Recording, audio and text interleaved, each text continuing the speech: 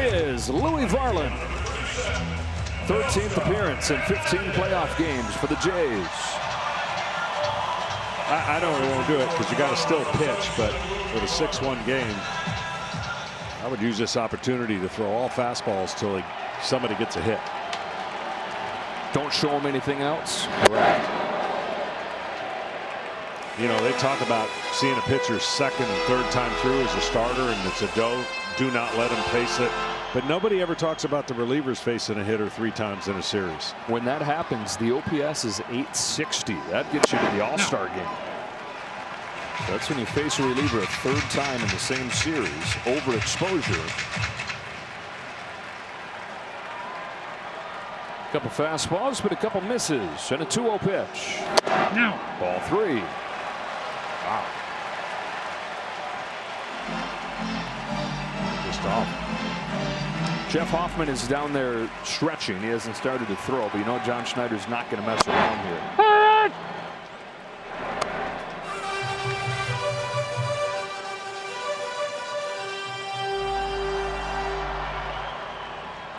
The goal is to not get that man to warm up.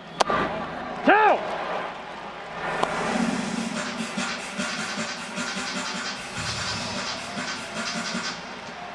This is the only time in the game that you can throw a pitch right down the middle and no one's going to get upset at you. 5-run lead. Leadoff guy in the 9th. No. Takes off on him and a leadoff walk. John, let's take you back to the glory days. 30 years ago today, Game 6, your Braves finished off a championship. Oh, you mean a good moment? We always do tend to bring up the bad ones, don't we? A very, very good moment.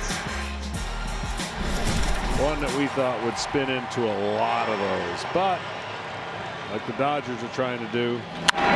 Muncy down the line. That's down for a hit and scoots to the wall. On his way to second with a double. And the first 2 have reached for LA in the bottom of the 9th. Well, that answers that question. Hoffman will get fired up and get going in the bullpen. And now that they got the hit off your fastball, he'll go back to pitching. You can't pitch scared, but you got 5 runs to play with. And the leadoff walk is always something that just seems worse. It does. It seems worse than giving up a leadoff single or a double or even a home run. And as Hoffman gets going, even if he doesn't come into this game, you've done a little something if you're the Dodgers by forcing him to warm up. Pete Walker, the pitching coach. Tommy Edmonds ready to bat here. Trying to make things interesting. 6 hours and 39 minutes it took to play Game 3. Blue Jays are hoping this one doesn't get anywhere close to that. And 2:48 here and 3 outs away from finishing the job. And the Dodgers put the stress on here in the 9th inning. The 1-run came back in the 2nd. Jays took the lead a half inning later on a home run from Guerrero. Dodgers not much of a threat since. Edman is single and a walk today.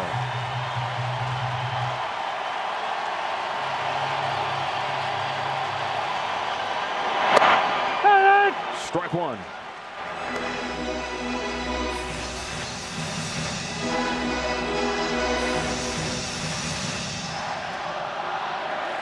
Crowd trying to see if they can push the Dodgers forward, inspire a rally. Ball and a strike. Edman, the 7-hitter. Kike Hernandez on deck. Then it's Alex Carr. Then to the top of the order. Yeah, you don't. Well, first of all, John Schneider's not going to let the tying run come to the plate before he goes to Hoffman. So if any more action happens, that'll be it. Varland's 1-1. Sharp curve. Strike 2.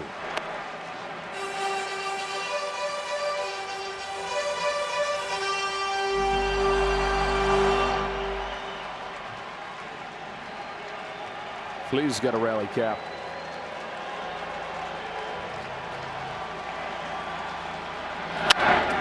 Grounded to third. Clements got it. Just in time at first. Hernandez in to score 6-2. Yeah, those runners on base don't mean anything. And it's anyone else who gets on base that becomes good play here. Almost took just a little too long.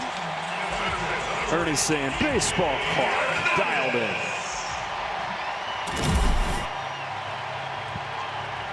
Hernandez knocked in their first run. No. Ball one.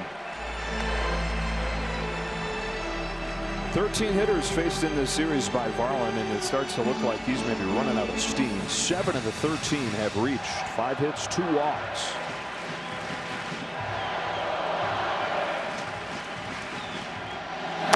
Yep. Helped him out.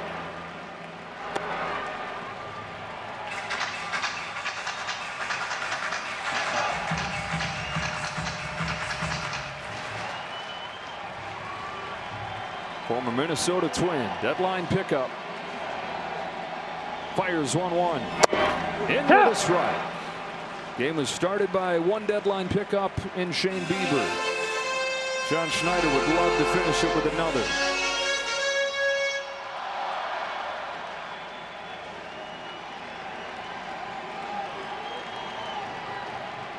The 1-2 to Kike Hernandez. No. Lays off. Count evens up.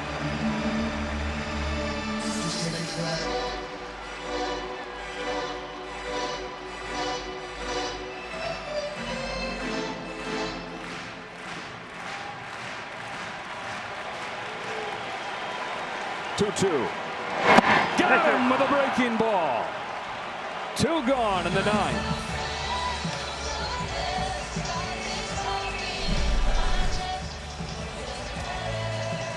Really good break on that to get Kike Hernandez to swing at this looking like a fastball coming out of his hand. Up to Alex Call to try to get this to the top of the order for the Dodgers. Down 6-2, down to their last out. In a game that turned in a 1-inning stretch from the bottom of the 6th to the top of the 7th today. Bottom of the 6th inning, 2 on with 1 out. Mason Fluharty comes in for Shane Bieber, gets out of that jam. A half inning later, Dodger bullpen comes into a similar situation and gives up 4 runs. So you talk about the home run from Guerrero, you talk about the rally from the offense and the length of the lineup in the 7th, but don't forget the name Mason Fluharty tonight.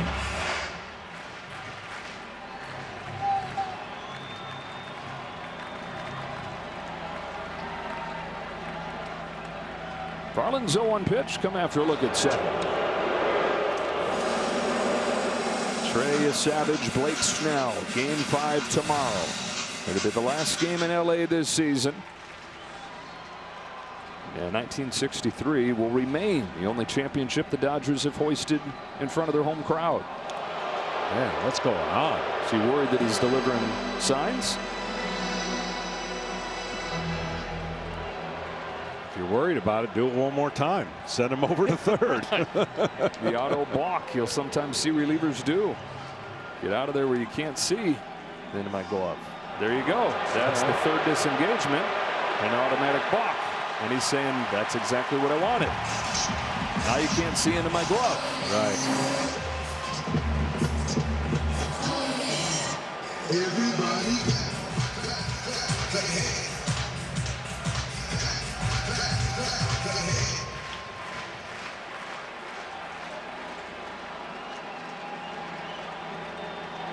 Now the 0-1. No. Call off of the bench for Pages. Took strike 3 called his first time. If the choice is Kike Hernandez to center field instead of Andy Pages, Call may find himself in the lineup. No. Ahead 2-1. So there's 2 ways if you're wondering what could happen as base runner at second. He can see the grip in the glove. That's one way you can relay a sign, or location. Perfectly legal to relay signs on the field.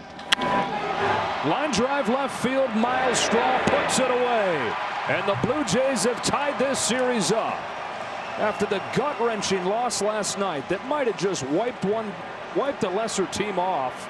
The Blue Jays bounce back and win it 6-2. Very impressive. You know, both teams were running on fumes. But the team that had the most adrenaline was the team that won last night, and that was the Dodgers. And give the Blue Jays a lot of credit. I mean, that man right there got it going. I know he said it was a 2-out home run, but it was a 1-out, 2-run home run. Either way, put the Jays in front. A lead they would not relinquish. 6-2 the final score. They've got the rookie Trey Savage going tomorrow. Both guys going to be looking for bounce back games. Savage for the Jays, Snell for the Dodgers. Mission accomplished. There will be more baseball in Toronto this year. Best of 7 has become a best of 3. And they know it back at Rogers Center, where they're getting on their phones and seeing, are there any tickets left? Because we got a Game 6 coming up on Friday night. Will it be with a 3-2 lead, or will the Dodgers be a win away from a repeat? We'll get the answer to that question tomorrow night with Game 5.